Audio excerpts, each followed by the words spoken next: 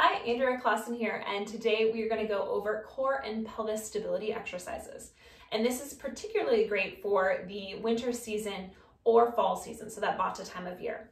So the Vata lives in the hips and into that low back and pelvis area. And so what can happen is it's also associated with the wind and air ether elements. So it can kind of get loosey-goosey. And this is when you hear of just weird things happening, like, oh, I just sat down and I had a friend who sat down and cracked her pelvis.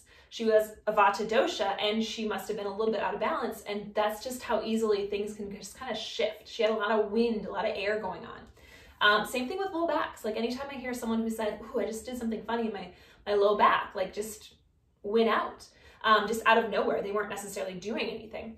So those are all little things that you're like, okay, so you probably have a lot of excess air going in the body. And so we want to make sure we strengthen that, because sometimes that Vata dosha needs that strength component and not just that flexibility, because they tend to be a little bit more flexible, flowy people, thinking like a dancer or a really flexible yogi.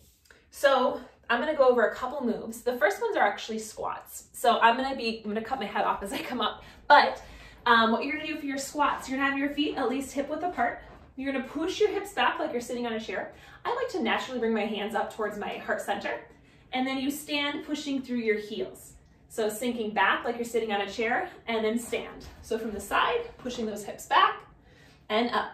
Now the main thing, you might have heard like, oh, don't push your knees past your toes. That's true. But notice like my knees are close to my toes. They're not going past, and that's not a bad thing. So don't think that like, oh, that's something I really need to be aware of. If it hurts your knees, then you need to push yourself back a little bit more. So another exercise are toe dips. So this is good for the core. So you're gonna lay on your back. Your legs are gonna be up at tabletop, I call this. So right here, 90 degrees. And pushing your low back down, arms alongside, you're gonna slowly lower your toes to the floor, tap the floor, and then come back up to 90. Your low back needs to be pushed down this entire time. If that is too challenging, you're gonna alternate one leg and then the other.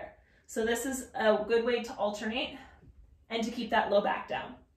Now another exercise, a bridge pose. So your feet are down and you're just gonna lift your hips up to the sky. So you might just hold here, or you might lower and lift. So this is another option. Your feet again are going to be about hips width apart.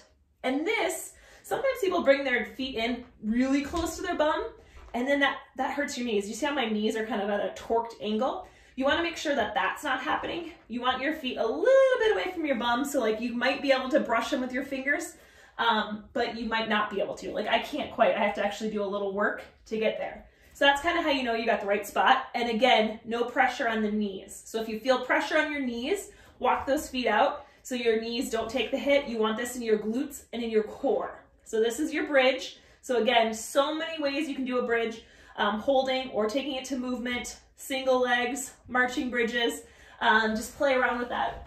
Even if you Google or look at my YouTube channel, I have tons of different variations of that. Now, another one is plank. These are my favorites.